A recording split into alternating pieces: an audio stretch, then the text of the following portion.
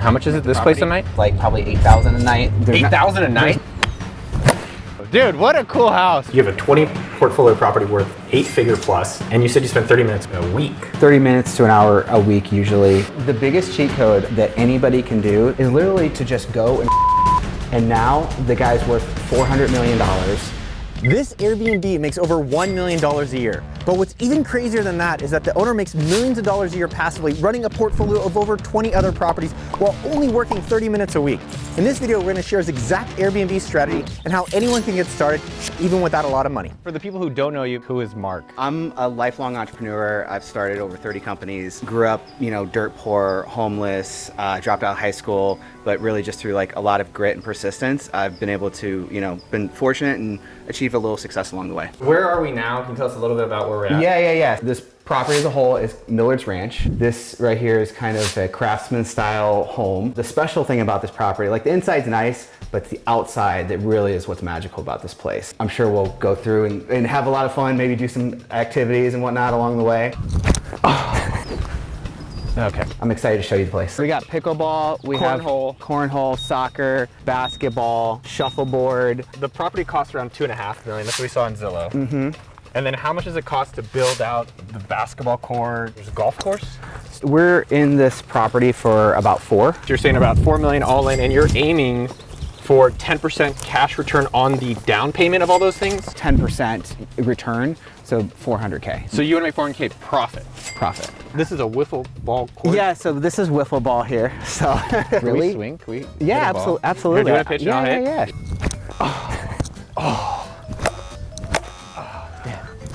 Oh, okay.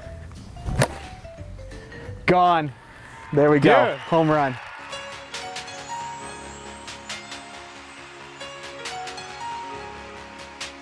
Dude, what a cool house. Is there a rough revenue, like an example of this one would do? The range on this property, anywhere from 50 to 100 on a monthly basis. What is your current Airbnb strategy? Build cool properties. The ROI is good on all of our properties, but that's not really what's driven it. It's really just been building unique experiences that I wanted to share with friends and family. How many years ago did you get your first rental property? So that was 2012. So it was a long time ago. So over 10 years ago, you got your first one. And then how did you get the idea to start adding like crazy experiences at the Airbnbs? It was our third property that we had. Was the first time I kind of like added unique things. One day I'm like, I want to do something different with this. But it wasn't until that third property that really go out on a limb and spend the capital to really build out a unique experience that nobody else had done to date. This bathroom we didn't touch because I just thought it was so unique and crazy. This is, I guess, technically the master. If I was like flipping this house, I would have built this into like a proper master. We would have tore this wall down because the bathroom is original. It's just a super unique room. And honestly, one of the reasons why we didn't remodel it, my daughter loved it. And so our designer wanted to redo it and kind of tear it out and actually build out like a bigger master, but my daughter loved it, so I'm like, no, we're gonna keep it. So I have a few Airbnbs. I think I have a 4.8 rating, but you literally have 5 stars. Like, how do you guarantee that rating on all your properties? So we have an amazing team, and it's because of them, not because of me. We have a 300-point checklist that we go through prior to any stay. We have an inspector for every single property that comes in and reviews the property, inspects it inside. Now we have received 4-star reviews. They're few and far between. We do a full debrief. Literally, it's kind of like we treat it as if it's as bad as a 1-star review. So if we get a 4-star review, the whole team has a debrief on like what happened, why did we get this 4-star review? We need to make sure this never happens again. What are these called? It's just like a par 3. So that's probably more traditional because that's like further. This is like a short little chip here. One we can hit from 2. So there's. I think we should. Yeah, let's do it.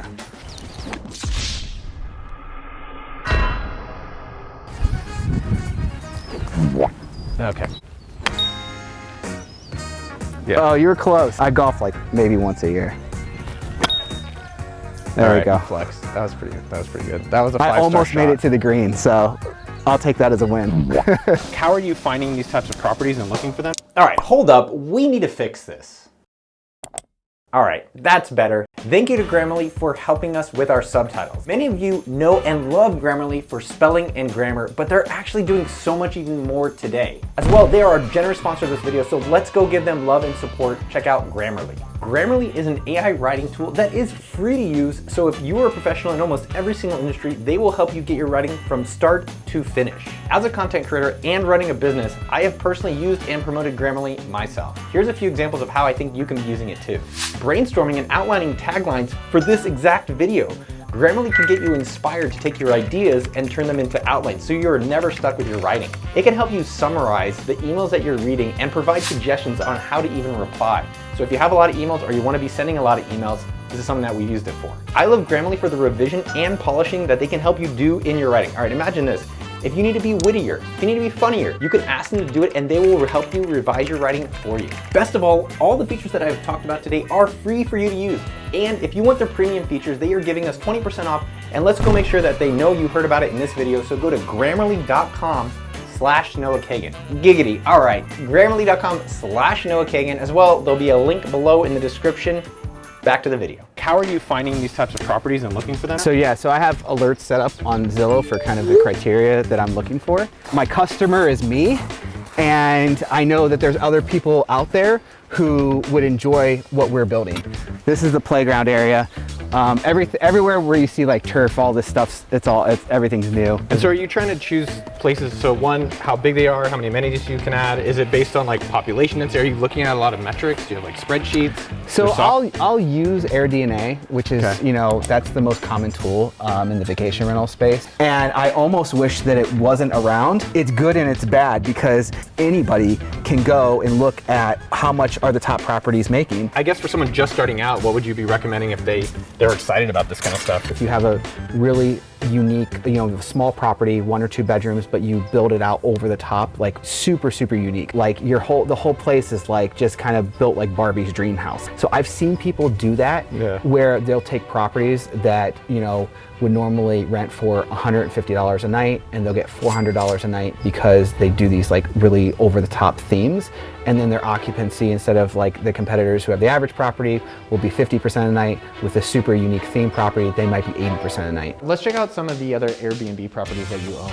This is the most special property that we own. This is inside of a state park in Tucson, Arizona. It's listed as like 8,000 square feet, but it's really probably more like 40,000 square feet under roof. Once we're done with it, it's gonna end up being a 28-room boutique resort. It's under construction right now. We actually just hired a couple to be property managers, and they're bringing this property back to life. This one I love because I built this for my kids, and this is actually ROI-wise probably one of our best performing properties. Splash pad, basketball, pickleball, shuffleboard, and a playground there, putting green.